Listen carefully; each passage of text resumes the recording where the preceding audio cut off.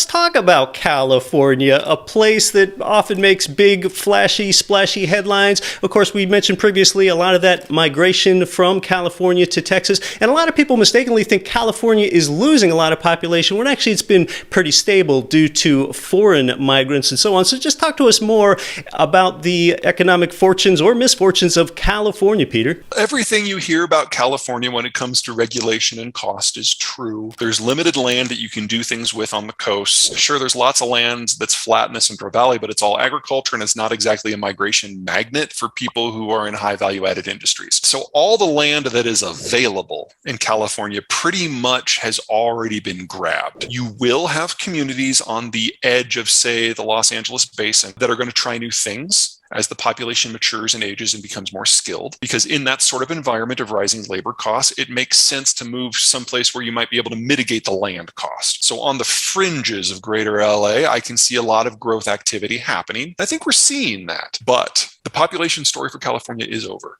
For the last 20 years, the population growth, the population stability that we've seen in California has been because of a very finely tuned balance. The Californians who have been there for a generation or more are moving out, and a new generation is moving in. And so in-migration has kept the numbers from falling. But the same urbanization and depopulation push that hit the Europeans 60 years ago hit the Mexicans 25 years ago. And Mexico's population is now stalling. And Mexico's ability to send people north of the border is ending. And if you add in the baby boomer retirement, California is probably looking at decades of depopulation moving forward. Now, not catastrophic and not rapid, but everything that is true about California from a cost point of view now has to layer in higher labor costs at the low and the high end simultaneously. And that is going to put pressure, more pressure, building pressure on them each and every year moving forward. Now, recently, Governor Gavin Newsom opened things up so that there aren't so many places that are zoned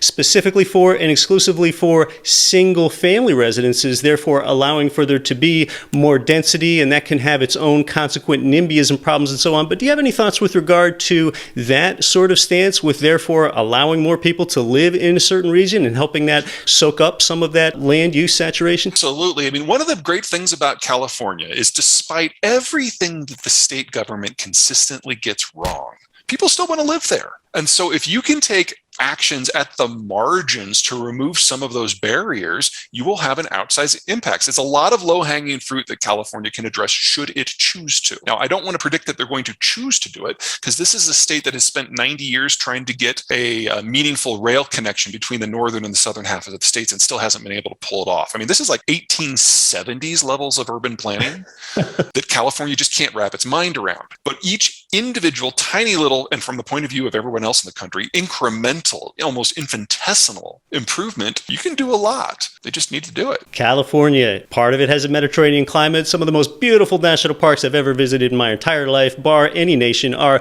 within the state of California. Well, Peter, let's move to the last region, Washington, Oregon, Alaska, and Hawaii. Anything particularly notable there, either in the economic fortunes or misfortunes category for those four states? I see Oregon and Washington, at least the western part where the major population centers are, as the next California. And I don't mean that in a good way. The amount of land that they have to work with is even lower, and they are a much more rapidly aging population, which makes it even more difficult for anything to happen. So just when you're dealing with issues like civic code, in my opinion, even more intractable when you're talking greater Portland or greater Seattle. Now, you move to the other side of the mountains, into the interior, and you kind of have an echo of what's going on in the Great Plains. Talk about places like Yakima and Bend.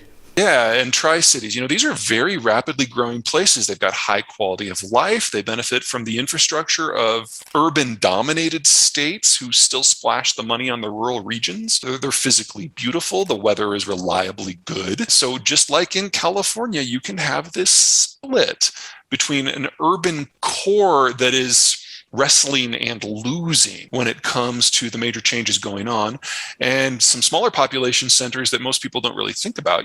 So like Tri-Cities might be the Sacramento of Washington, if you will, that actually have a ridiculously complex cultural scene locally and are very rapidly growing urban areas. Well, Peter, this has been so interesting, spanning across the United States from the East Coast to the West Coast, talking about fortunes and economic misfortunes, especially as it relates to you as a real estate investor. Is there any last thing that you want to tell us, perhaps even if it's an international one that could affect the United States? You talked to us about Mexico a little bit. You have this big, wide, global geopolitical lens. Any other potential exogenous shocks or just something less dramatic that could affect the United States real estate market from a foreign perspective or a domestic one? Sure. One is demographic, one is financial. On the demographic side, the same thing that's happening in the United States with the retirement of the baby boomers is happening in the wider world. But what is unique about the American baby boomers is they actually had kids. So we've got the millennials, which are a large generation, which are providing a lot of consumption and ballast. That doesn't exist in most of the rest of the world. No one else's boomers really had children. So when they move into retirement, they take their paychecks and their labor with them. A lot of these places are going to hollow out. And if you're a boomer in that environment and you have the money, you're going to try to leave because the services won't be there, the tax base won't be there,